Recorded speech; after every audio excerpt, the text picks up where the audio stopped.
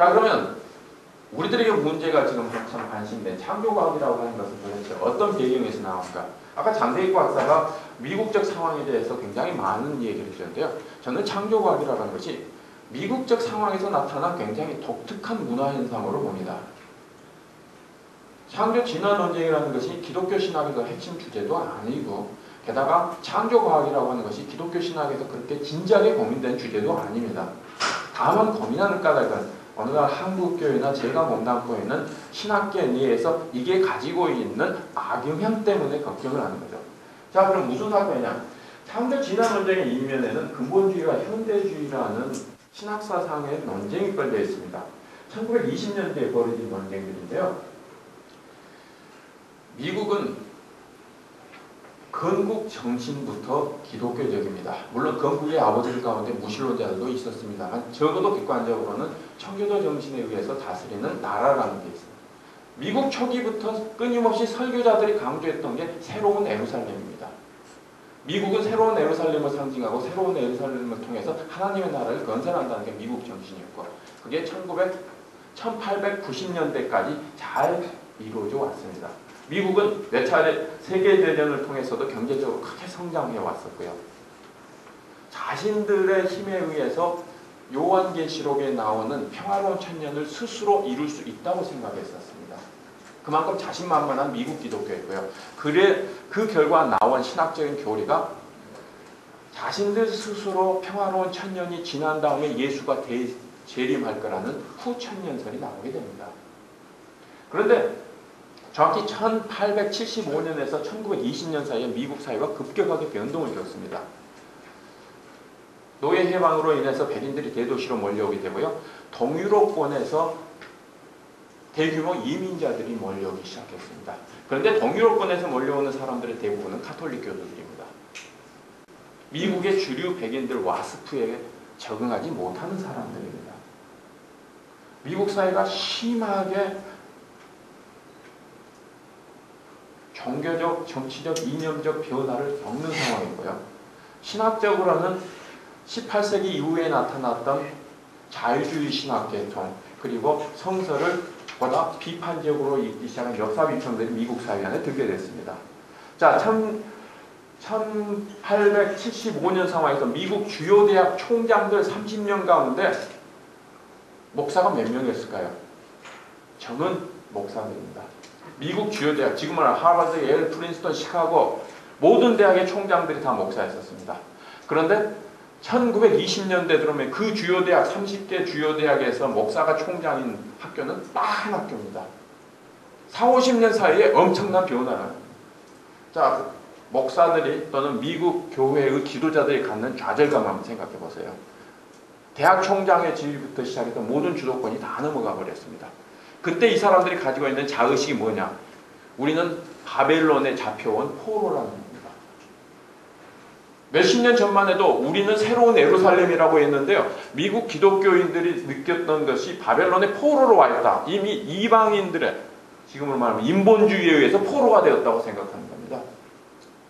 급격한 사회변동에서 교회가 대처하는 방법은 두 가지밖에 없습니다.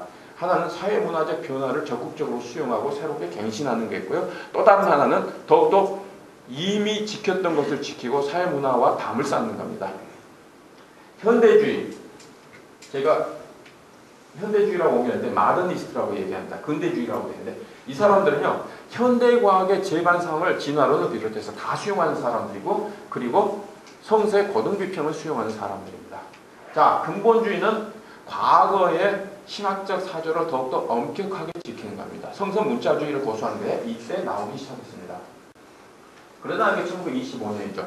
미국 사회를 기독교인들 가운데 다시 미국 사회를 정화하자, 미국 사회의 정신을 기독교로 돌리자고 했을 때 기독교인들이 내세운 두 가지 전략이 있었습니다. 하나는 교회 안에 청소, 다른 하나는 교회 밖 미국 사회의 청소, 두 가지가 있습니다. 교회 안에서 청소는 어떻게 할 것이냐? 자유주의 신학자들 몰아내자가 나왔습니다. 성서 고등비평을 수용하는 사람들을 몰아내는 상황입니다. 그때 상당수의 신학교, 보수적인 신학교에서는 교수들이 쫓겨나는, 총장까지 잘리는 상황이 나오고 이런 상황들이 벌어집니다. 그리고 교회 밖에서 미국 사회를 정화시키는 방법은 진화론을 미국 사회에서 제거하는 거였었습니다. 그 반진화론 운동을 제일 앞장섰던 사람이 바로 이 브라이언입니다. 윌슨 대통령 때 미국 국무장관까지 영입하고 대통령 후보로 3번 나갔던 사람이죠. 스코프스 재판에 대해서는 상당 부분이 여러분이 아실 거라고 생각하니까 제가 따로 말씀드리지 않겠습니다. 스코프스 재판의 결과에서 미국 사회에서 여론전쟁에서는 보수주의자, 근본주의자들이 졌죠. 여론에 비추는 근본주의자들은 무식하고 거루하고 치골스러운 것으로 그 이후에 미국에서 근본주의 운동 자체는 상당히 쇠퇴하게 됩니다. 그리고 나서 신복음주의와 더불어서 1950년대부터 시작되는데요. 그 후에 나타난 창조과학이 지금 오늘날 창조진화 논쟁에서 나타난 창조과학입니다. 자, 그럼 기독교 안에서는 창조라는 것 자체를 어떻게 바라볼 수 있을 것인가?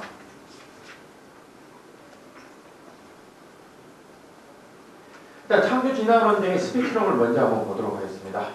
제일 위에, 죄송합니다. 창조라는 것을 좌측 위에 하고 진화를 아래에 딱 모았을 때 양쪽 양극단을 스펙트럼상 위치시키면요. 이게 평탄 지구론자입니다. 아직까지도 몇 년 전에 제가 종교학과 컨퍼런스 들어갔을 때 발표했던 사람 중에 한 사람이 성서에 이렇게 나와있기 때문에 아직도 지구가 평탄하다고 믿는다. 1980년대 실제 선언되었던 주의자들입니다. 그 다음에 지구 중심설입니다. 그 다음에 젊은 지구 창조입니다. 이게 한국에서 창조과학으로 알려진 거고요. 그 다음에 이제 오렌지구 창조론이라고 하는데 오렌지구 창조론은 주로 그 하위 흐름이 셋으로 나뉘죠. 하나는 계획 창조론이라고 해서 창세기 1장 1절과 창세기 1장 2절 사이에 오랜 시간적인 갭이 있다고 얘기하는 겁니다. 자, 젊은 지구 창조론이 가지고 있는 가장 핵심은 지구가 만들어진 게 6천년에서 10,000년 사이라고 얘기를 하는 거죠.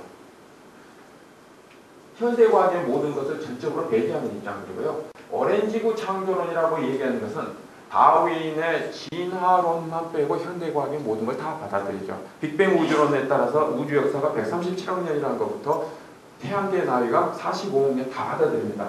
문제는 성서 구조를 창세기에 나타난 성서 구조를 어떻게 하면은 오랜 지구 우주 역사 137억 년과 맞출 수 있느냐로 변형해서 갈 수밖에 없는 상황입니다. 여기에서 대우주론은 창세기 1장 1절과 창세기 1장 2절 사이에 엄청나게 오랜 지질학적 우주론적 시간이 있다고 상정하는 겁니다. 두 번째, Day Age Creation이라고 얘기하는 것은 날 세대 창조론이라고 얘기하는데요. 성서에 나오는 창세기에 나오는 날이라고 하는 게 히브리어로 욤입니다. 이 욤을 어떻게 해석할 거냐? 욤을 24시간의 하루가 아니라 지질학적으로 오랜 시간으로 해석하는 겁니다. 그래서 성서의 첫째 날을 지질학적으로 오랜 시간이고 둘째 날은 지질학적으로 또 다른 오랜 시간 이렇게 해서 조화롭게 하는 방법이고요.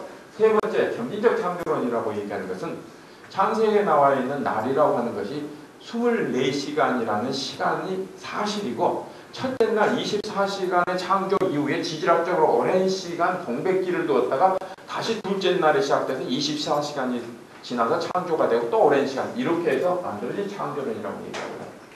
이게 점진적 창조론이고요. 그 다음에 이제 진화론을 여기서부터는 수용하는 입장들입니다. 진화론적 창조론 또는 유실론적 진화론, 진화론을 수용하는 입장들이고요. 그 다음에 무실론적 진화론, 유물론적 진화론인데 기독교 신학에서 창조론이라고 신학적인 논의에서 창조론이라고 얘기하면은 진화론적 유실론, 유실론적 진화론부터 여기까지 해당될 겁니다.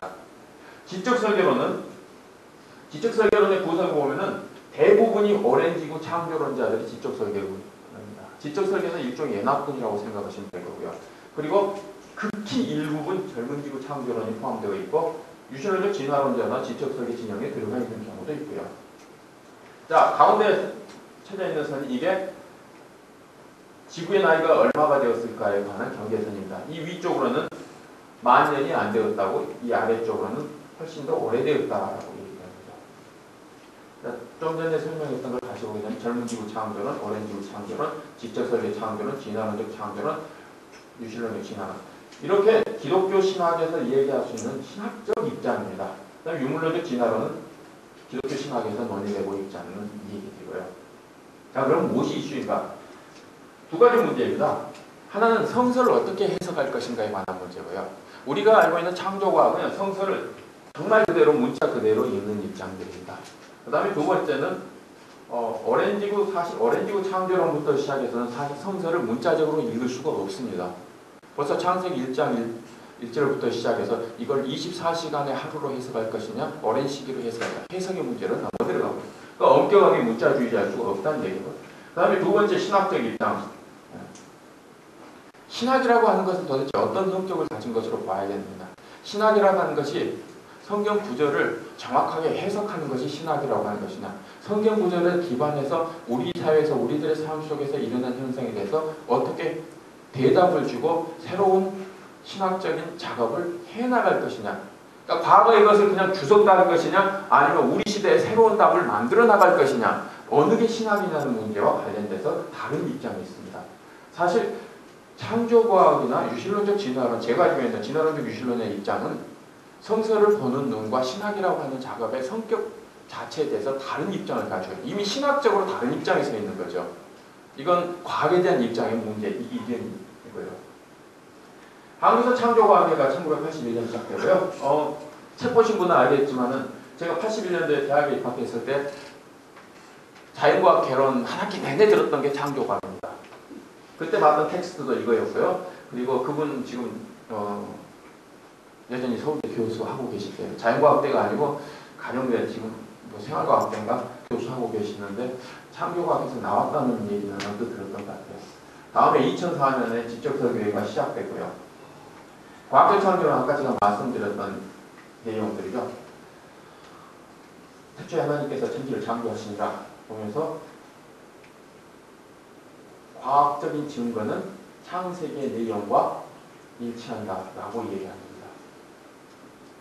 유기적 진화라는 것은 잘못된 거다 얘기하고 우주와 태양계 지구라고 얘기하는 것은 정말 최근에 만들어졌다. 그리고 전 지구가 홍수를 경험했다. 이게 제일 핵심적인 축으로서 들어가는 것들이에요. 최근 한국에 들어와서 도킨스 때문에 한국교회가 바빠졌습니다. 한동안 얘기하지 못하다가 작년부터 시작해서 도킨스에 대한 논의들이 나와요. 저도 최근에 도킨스의 종교담론에 관한 글을 발표를 했는데 사실 2년 전에 글을 써놓고 만들어진 신이 나온다는 얘기 듣고 만들어진 신까지 보고 나서 글을 발표하려고 2년간 묵혀뒀었습니다. 한국교회가 최근에 이제 도킨스 자신의 종교 담론에 관한 논의들이 좀 나오고 있고 비판적인 것들이 나오고 있는데요. 그게 과연 적절한 답인지는 제 스스로 물음표를 가지고 있고요. 도킨스의 제1대항마라고 생각하는 알리스터 맥그라스를 초청해가지고 강연들이 이루어지고 있고요. 그리고 도킨스의 결국들이라고 하죠. 도킨스의 이름이나 책을 가지고 제목을 비싸게 만들어서 출판하는 출판 경향을 가리켜서 도킨스 결국들. 우리 종교전쟁이 잘 나가게 되면 종교전쟁 넘어서기, 종교전쟁 뛰어넘기, 종교전쟁은 없다. 뭐 이런 얘기 나오면 이제 종교전쟁 결국들이 나타나는 거죠.